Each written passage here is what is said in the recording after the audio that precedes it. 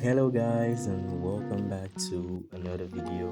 In this video we're going to be setting up VS Code for a C Sharp project. Let's dive straight into it. The first thing you need is VS Code. Obviously you can get that in the link in the description. You also need the C Sharp Dev Kit. Is an extension. You can get that from the extension marketplace. It's gonna install the C Sharp extension also and .NET install tools. And by the way, it's also going to install the latest .NET SDK. But if you want specific SDK, you can check the link in the description. I've pinned the website for the .NET Microsoft websites for you to get your SDK. So now that we're done with all the requirements, you actually need your project. Now with the C Sharp Dev Kit, it comes with lots of settings and pre-made settings for you to get ready right up, like straight out of it. You can see right here there's a button called Create .NET Project. What this basically does allows you to create the project straight from the editor. I know it may seem easy, but I always prefer making my projects from scratch, so we're not going to create it from VS Code right here. So you go to your projects folder. Mine is just in Documents, YouTube, C Sharp, Projects. You're gonna create a new folder. This will basically be your project. I'm gonna call mine C Sharp Tutorial.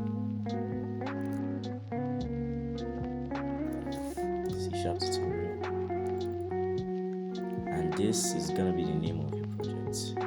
And inside that folder you're going to open the terminal. You open the terminal, and to get started, first I want to show you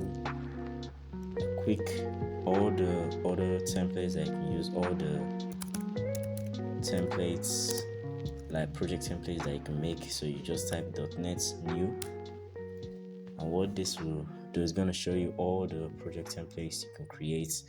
As a beginner, you're meant to start with the console application, meaning everything is going to run in the console.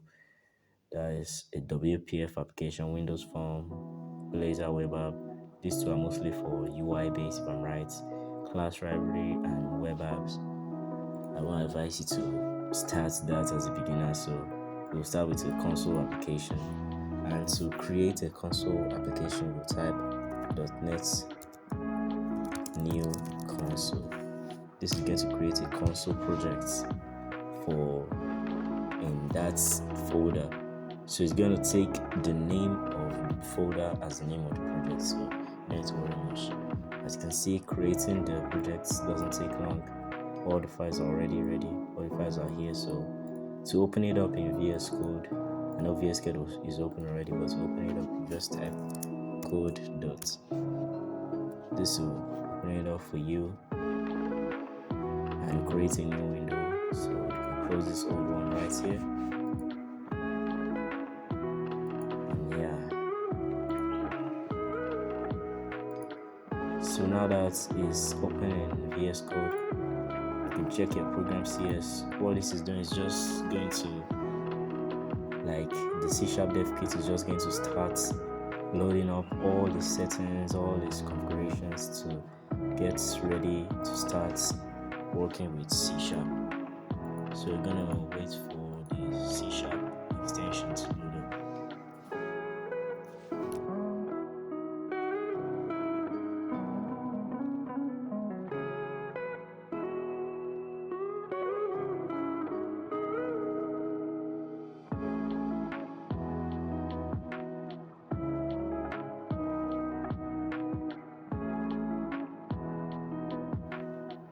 Created the bin file, the bin folder, which is going to hold your executable file in the end.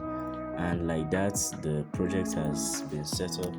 If I press Ctrl Space, all the classes and keywords are ready. You know what all this means soon enough. Well, most of them. Now that the extension is ready, the next step is to create your launch configuration. And to do that, you can either click here to start it up, but we'll just do everything straight from scratch. So we'll type create a new folder called .vscode. You can see the Visual Studio Code icon right here. It holds any piece of code that's gonna run for your editor basically, and it creates a file called launch.json. For this launch.json, there'll be a button right here to add a configuration, a run configuration. And the run configuration that we're going to choose is a .NET launch executable file console. This one right here. We'll start by working on the program, or actually we'll start with the pre-launch tasks because I believe this way. Yeah. So for the pre-launch tasks, this is going to run before this whole launch. The program actually runs. It's going to run the pre-launch task first. So what the pre-launch task is basically going to do is going to build your program first. So it needs to build the program that is actually going to run. So to create a pre-launch task, you press Ctrl+Shift+P on your keyboard, you type task, and you click on configure default build task. And as the C# extension is on, it's going to load up all the available tasks for your .NET C# SDK. So we're going to create a build task. So you type .NET build, and it's going to create generic build task for you. You can change the label. This label is informed is like the identifier of your build task. So you can change it to whatever you need, or you can leave it as it is. So I'm just going to change it to build project. We'll copy that, and we're gonna paste it there, right here. So it's gonna build your project first. So we actually have an executable file to run, and it's going to run it. And that is where this program comes in now. This is the actual executable file that is going to run. And as you see here, the program part is almost complete. We just need to fill in some spots, starting with the target framework. So if you see, the part is the workspace folder, which is the current working directory, which is this C# tutorial. We'll go down to the bin folder. It's going to go to the debug folder and this target framework, and it varies based on the SDK you installed. So mine is, I installed .NET SDK 9 net 9.0. So we're going to add that net 9.0, and right now there's nothing inside this folder, but once it builds the program, it's going to be inside, and usually the program name is going to be the folder, is going to be the main project name.exe. So we're going to just add C# tutorial.exe, and this program is already done. This line here is done. Other things you can change is the console, the type of console you want. If it's an internal console, meaning it's going to run in the console, the Vscode console right here. If it's external, it's going to run in a separate command prompt terminal, which is what we're going to use. And if it's integrated, it's going to run in the output, or in the terminal right here. So the internal console is going to run in the output, while the integrated terminal is going to run in the terminal. So also we're going to use the external terminal to create a new terminal separate from Vscode. And lastly, just for reference, I'm going to change the name of the run configuration. So I'm going to change to run C# project. Yeah, that sounds right. And this is basically it. Now if you come back to your program.cs, if I can explain this line of code right here quick, what this line basically means is, first of all, you see this class or this static class is called, this is the console class. It basically holds everything concerning how your console is going to run, how your console is going to operate. So it's a static class, meaning there's only one type of console. There's no multiple types of console. So it's saying that the console should write on a single line. It should write line. That's why it's called write line here. And saying console.writeLine means trying to access this function. I know I'm saying all these terms right here, but trust me, you're gonna understand this sooner or later in the future.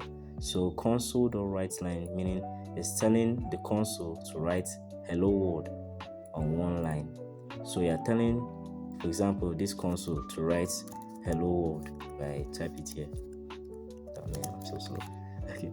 It's telling the console to write hello world right here. But once he writes it, that's all. The program is done. And since we're typing it on an external terminal, meaning it's gonna print hello world and it's gonna close immediately. We don't want that to happen, so we're gonna add this line under, which is console.readKey. What this function does, as you can see, obtains the next character or function key pressed by the user. The press key is displayed in the console window.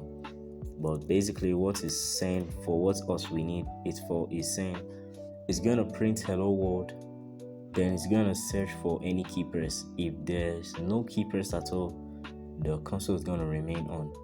And that's what you usually want when you are working on a console application. You don't want it to flash everything and close up. You want it to stay on until you tell it to close. So this read key is your kill switch in a way. So if you go to your run and debug tab and you click this play button right here, or you can press F5 if you want to, but let me just click it since I'm here. So you click the play button and it's the first time, so it's gonna start building your program first. It's gonna build your program since it's the first time. When you build it for the first time, it's gonna take some time. Hopefully after it's gonna be quicker because you've already done it before.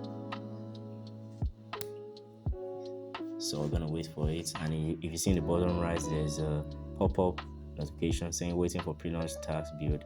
As you can see, it already built. That was really faster than I thought. So this is your built program right here.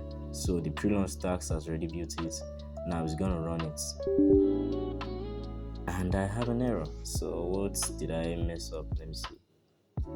Launch program source not exists. Why doesn't it exist? Where is it? Vscode. Okay, because of it's not, it doesn't have an angle bracket at the end. So so if I'm right, I can, since the program is already built, there's one thing I should tell you. If the program is already built but it is not an error in the code but an error in the launch configuration, or so, you can be, I'm basically going to just debug anyway, run without debugging, meaning I'm telling us to build it again because it has already been built. But if you want, you can still build it again just to be safe. So we're gonna wait for it to build, and like that we have hello world on the console. And as I said, it's going to remain on till I press a key. So let me just press enter and it closes. And just to show you, without it, it's gonna run and it will close instantly. Nothing, no hey, I've opened it, want me to close, it's just gonna close. We're gonna give it some time to build. Like I said, it's gonna be faster once you build it for the first time. It's gonna print it out and it's gonna close. So always keep this on for the meantime. And that's all for today for this video. I hope you enjoyed it. I hope you now understand how to build your own C# project. No need for Visual Studio extension, like way of doing it from the editor streets. Now you know how to do it from scratch. And yeah, the next video we're gonna dive deeper into the language now that we've set up the project. I hope it's just like mine. And yeah, I hope you guys love it. If you do, like and subscribe, and I'll see you guys later.